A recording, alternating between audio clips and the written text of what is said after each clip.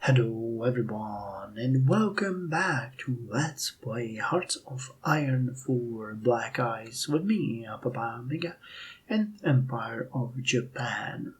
So, I've been on a business trip for the past 5 days and I just got back today, and I wanted to start this episode by a few things. First of all, I went through most of your comments and tried to answer them. I wanted to express my gratitude for all of them, actually, because that's what makes it fun for me. You guys gave me a lot to think about. With some of the things you said I agree, with some of them I don't, but in every single case I appreciate that you took the time to actually voice your opinions, because again, that's what makes it fun for me.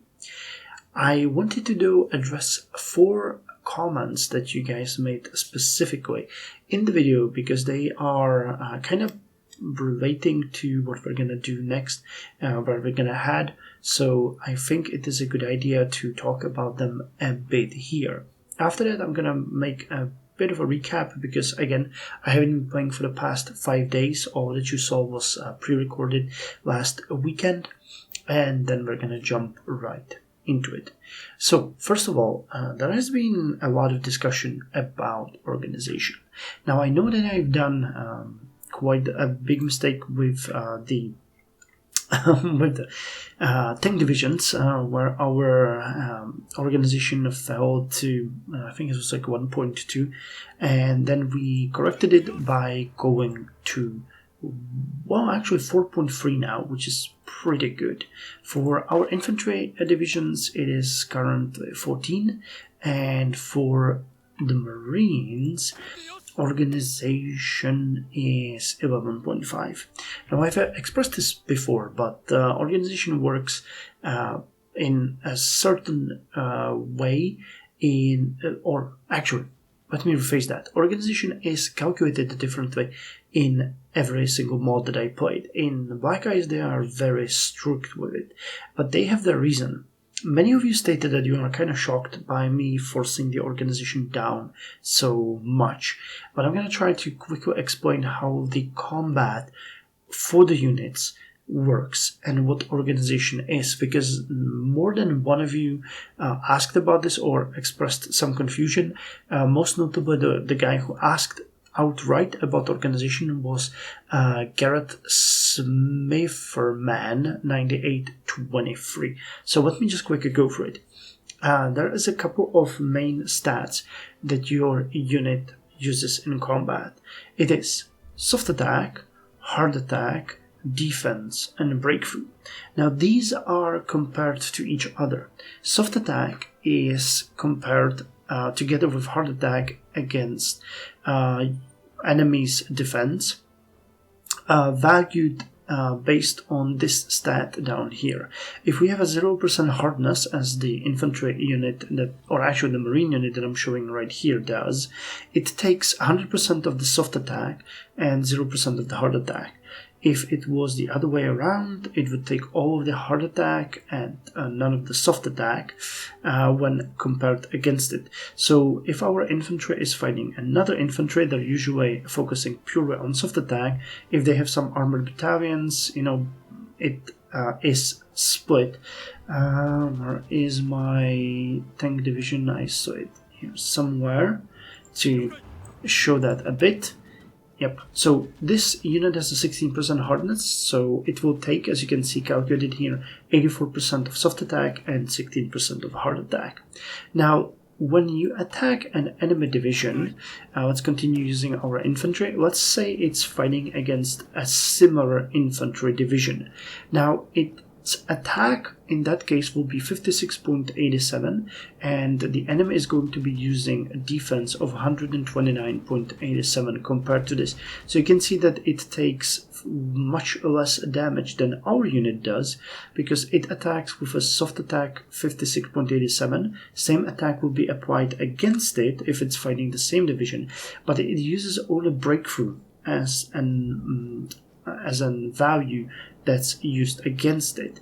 And when you fail a certain roll, the calculation behind it is actually quite complex, because if I remember correctly, it works sort of like you have 56.87 rolls applied against 129.87 defense rolls, and the other way around. If you fail in some of those rolls, the value is then applied towards your organization, and when the unit loses all of its organization, it stops fighting. Now, this brings with it a couple of interesting points.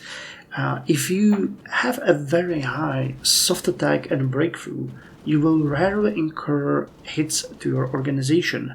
So organization is applied usually for units that have low values and pretty high defense, as it says how long the unit can stay in the fight. But all of the defense and organization in the world is not gonna hurt your enemy. The unit will literally just stay there and bleed till it's done. So increasing your soft attack and breakthrough and defense and lowering your organization is actually fine. You saw how well our tanks are performing because they have really high breakthrough, really high soft attack, so they're incurring a lot of damage to the enemy and taking very little damage themselves, so their organization can be fairly low. This is why adding more equipment on your units, or support battalions, tanks and stuff, lowers your organization but increases your attack. It also means that the unit again will recharge its organization fairly quickly. And the reason why we also have such low organization for our units is connected to the fact that we have not all of the doctrines available to us, and we will need to research them. Because you can see here, many of the units will get extra recovery rate, they will get extra defense, they will get extra organization, and this will make them fight longer and better. But for us as an offensive army, it is extremely important to have as high soft attack and breakthrough rather than defense and organization. Now, it's going to be completely different when we're going to be thinking about stationing units on the islands against possible invasions. There, we will probably prefer having high defense and organization and not as big of a soft attack and hard attack, because then the unit can defend itself longer, giving us time to send a fleet, for example, to intercept the invading forces. But again, I'm a big proponent of having units with a high attack and breakthrough rather than organization, because again, staying in the fight longer but being impotent when it comes to dealing damage is not something that we want to have.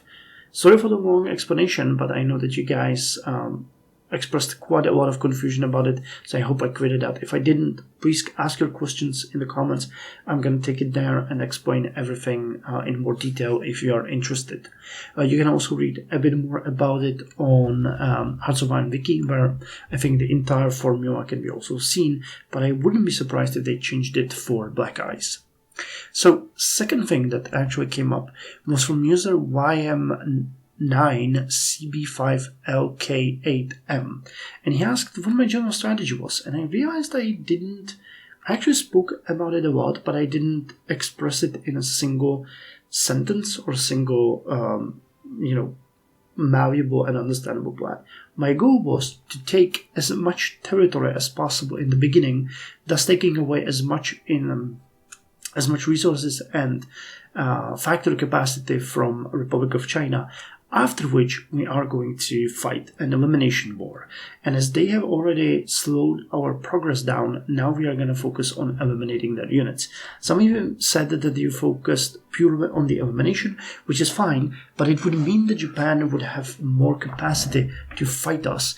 And while you can see that we've caused them a lot of casualties, I'm really happy that we can keep their industry fairly low and weak towards us. I mean, they have altogether way less factories than just we do. Manchukuo, as you can see, now has 54 factories. They grew quite a lot, which is great because that was my plan, why I started with the focuses giving them extra industrial capacity. So if we can keep them down, I can eliminate as many enemy troops as we advance as is necessary, but taking quite a lot of provinces and land so that we can destabilize their industry was my goal. I mean, we've taken quite a lot. If you look at it, we did take even quite a lot of military factories from China, which we can then use for ourselves. And that's the important part. And we're going to try to advance again as quickly as possible, but now we have entered the elimination part of the war. Now then, I would like to just quickly address a comment by Deadwood Trial 209, who said that I should maybe call my puppets into war. They already are in war. What I'm not doing, and what I know you also suggested, would be to take control of Manchukuo's and Eastern Singingol's armies and using them for my own purposes. I don't think that's actually a good idea. I don't want to do that. I just want to keep them there because we really don't have any units here to defend our territory from the enemy. So having the ability to actually have some units here seems a bit historical because, we wouldn't leave the border with the Soviets completely undefended. And last but not least, Drunken Barbarian 8211 and Garrett Smith the Man 9823 both expressed ideas about creating more templates and turning our units into those templates, and asked me why I didn't do that. Well, there is a couple of things, but mostly because I was kind of unsure about what we want to do.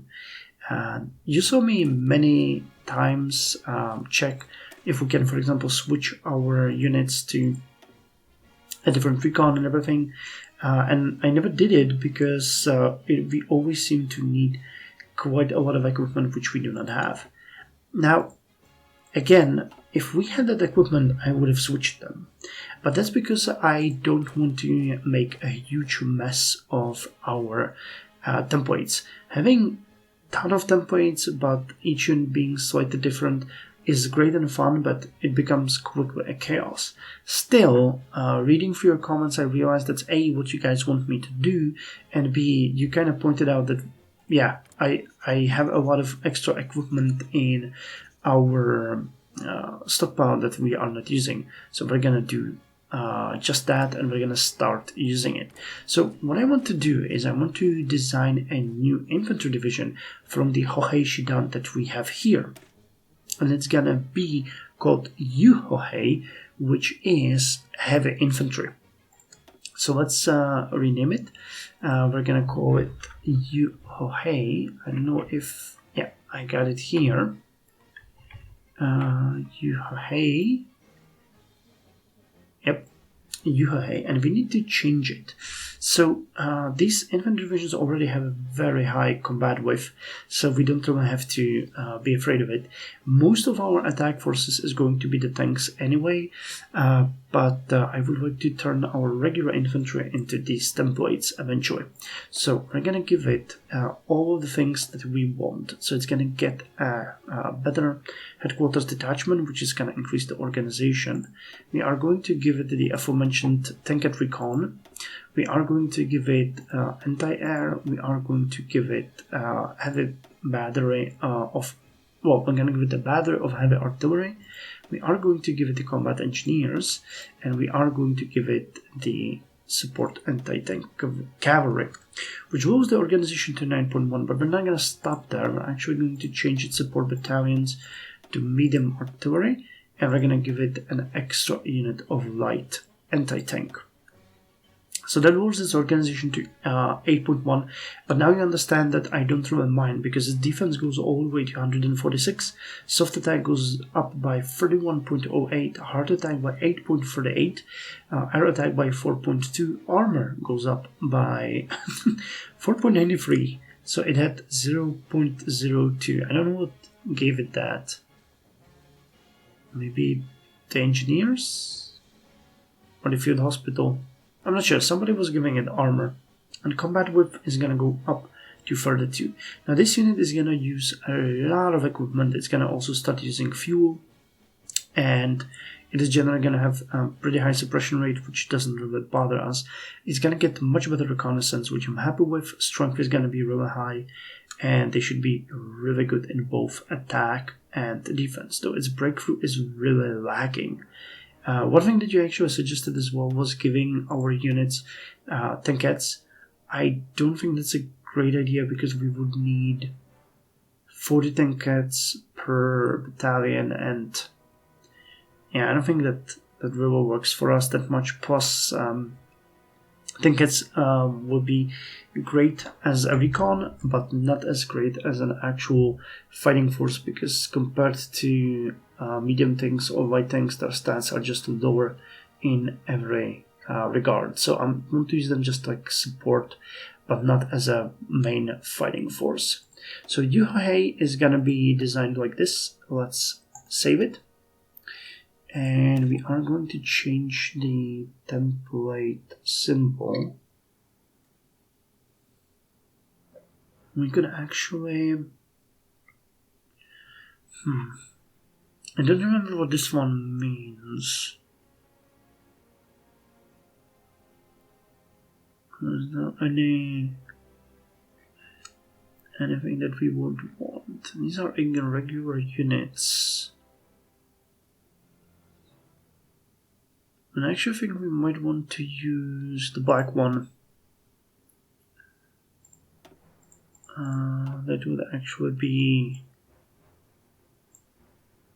very... Oh wait, that's a wrong symbol. The above part is wrong. We need to have this one there. If I'm right, yep, this one. So we'll have Hohei Shidan and Yu Hohei. We're training 4 of the new infantry units, which are going to be really good. They have the same breakthrough as our heavy infantry, but way less soft attack and defense. But they're also much smaller in combat, so they can fit better into our front lines, and they consume less resources. So these ones are going to be eventually what we're going to turn the Hohei Shidan into. Let me actually rename it also to 1948 Yu Hohei. And we're going to see if we can turn some of our units into those. We'll do it, and that's also one thing that we need to keep in mind. We'll do it only in places where we have a high supply, which is a little bit through nowhere. Because these units will be really important. Here you can, by the way, see the stats in action. You have, this is an armor division, so we're applying probably the hard and soft attack, but you can see that we're using the defense value compared to their breakthrough. So they're taking damage between the soft attack and hard attack and breakthrough, and we are taking soft attack, hard attack, and defense. So that's how it's applied. So yeah, the units in this area would be good. But let me first start by looking at some other things. We're getting that power plant built soon. That's good. Because we really need more power. So that's gonna help. I might actually switch, after we're done with the research, some of this to the energy saving technologies, like the improved tactical grid and then getting the improved power plants, which would be good. They produce more and are built faster, so that's actually a pretty good one. We might want to get that one. We're having an issue with imports, but I think that's gonna fix itself once we unpause the game. Yes, by the way, I found out that we really are suffering from convoys, so we have to start producing them. This is actually, believe it or not, the first game where that ever happened to me. I never really had an issue with convoys before. Believe it or not, that's how it is. 2 Congo class refits are going to be done soon, which is going to help us with the transport ship production. We need to build at least a bunch of them, but I checked and I think we might eventually get some from Germany. They could maybe provide us with a couple of convoys. Negative. They don't have an insufficient. They have an insufficient supply.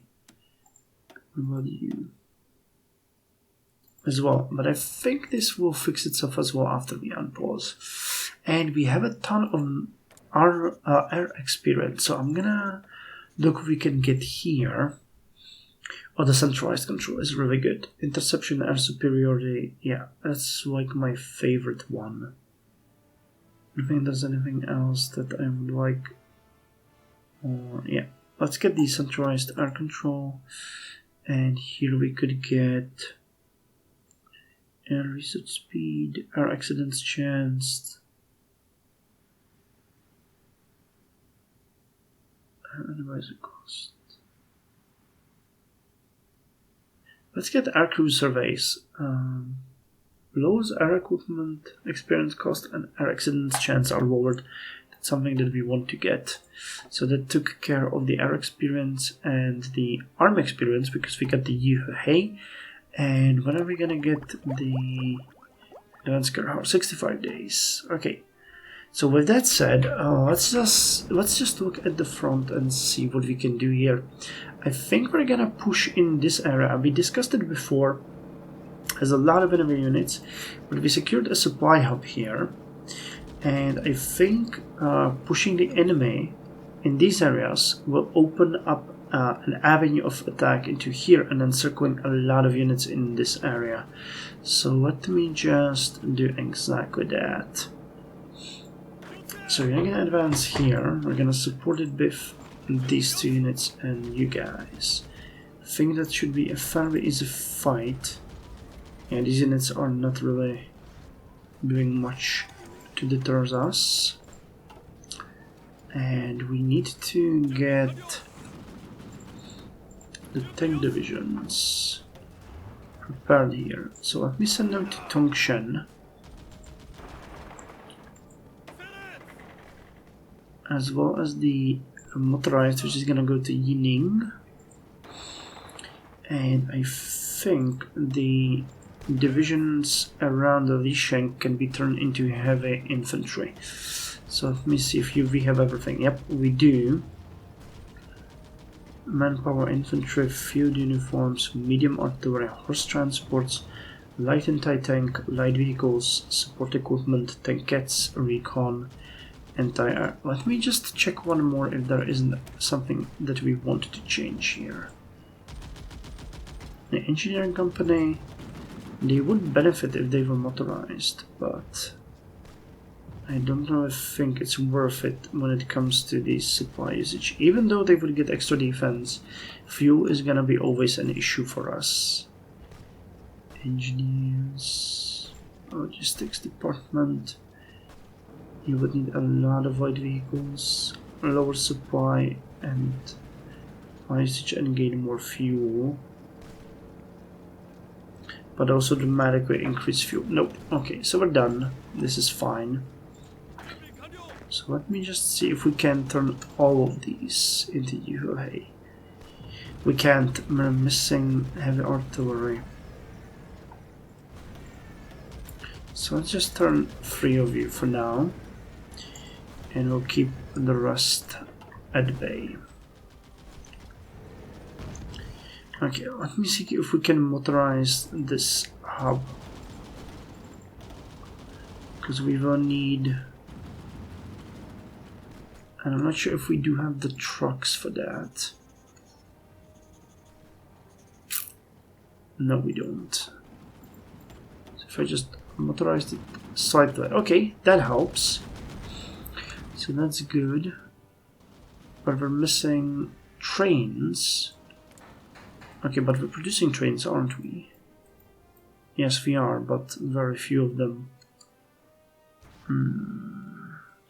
Do we have any idea what we want to do with our political power? And there's someone that we want... not really.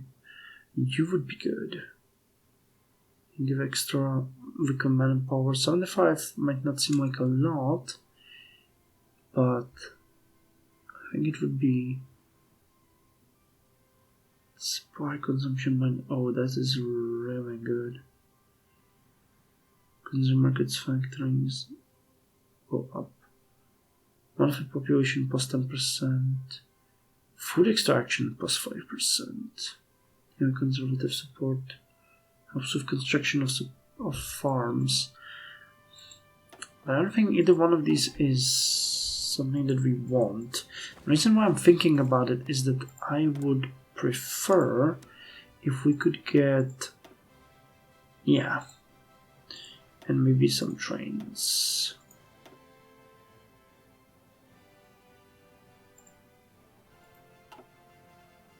Okay, they don't have enough trains themselves, but if we improve relations with them, which we actually might want to, I'm going to spend a bit of political power on that. Don't have any trains, that's interesting.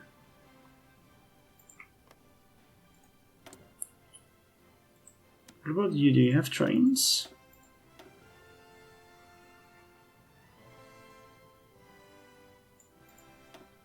Nope, they don't. So anyone who would be willing to was friendly to us. No, not open logistics. International open diplomacy. East. No, it's remember these guys in Spanish state. Peru. Yeah, so we can get some transports from German Reich. And you do have also transport ships? You do. So let me also improve relations with them. We're gonna benefit from that in the long run. It's not something that we aren't really ready for, so...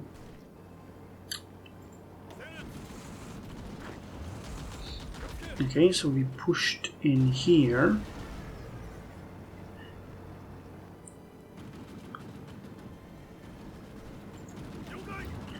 And I think at this point we can send our tanks to attack. And they're gonna advance into here. Venezuela resigns from the League of Nations.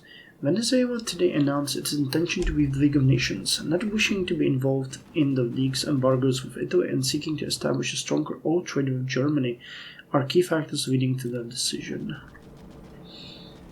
Okay, well, our tanks are doing great.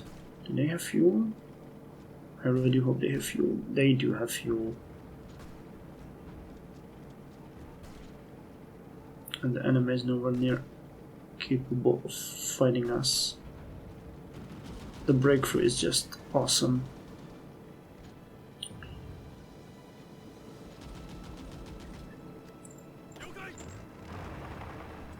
Can actually support this attack, so there isn't any need to be afraid here, but we're gonna... Nope, we got it. Yagi antenna has been finished. It was invented in 1926 by Hidetsugu Yagi of Tohoku Imperial University. It consists of a single driven element connected to the transmitter or receiver. So we get a research bonus for radio technologies, and an electrical concern is available to us.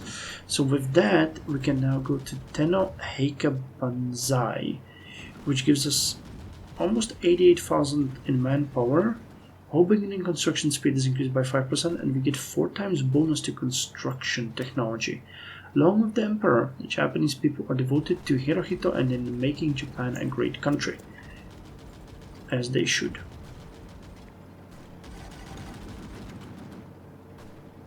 Come on, you guys, join in.